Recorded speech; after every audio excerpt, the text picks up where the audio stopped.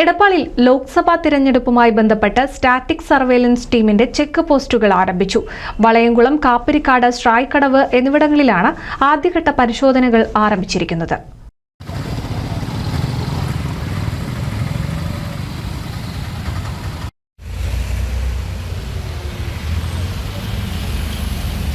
പണം ഒഴുക്ക്, അനധികൃത മദ്യവിതരണം, വോട്ടർമാരെ സ്വാധീനിക്കാനുള്ള ശ്രമങ്ങൾ നിരീക്ഷിക്കുന്നതിനും തടയുന്നതിനുമായി പൊന്നാനി അസംബ്ലി മണ്ഡലത്തിൽ 3 സ്റ്റാറ്റിക് സർവേലൻസ് ടീമിന്റെ ചെക്ക് പോസ്റ്റുകൾ ആരംഭിച്ചു.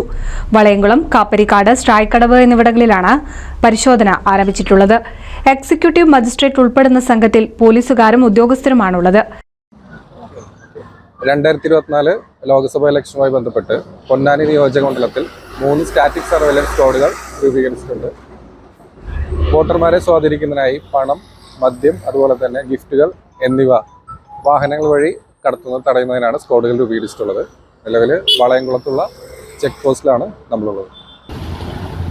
വാഹന പരിശോധനകളുടെ ദൃശ്യങ്ങളും ശേഖരിക്കുന്നുണ്ട്.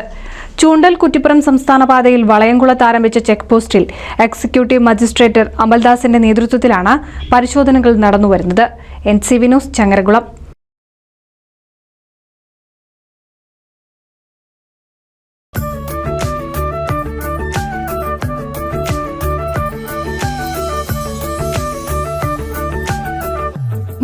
വർഷത്തെ വിശ്വസ്ത പാരമ്പര്യവുമായി എന്നും എപ്പോഴും കൂടെയുണ്ടെന്ന വിശ്വാസം.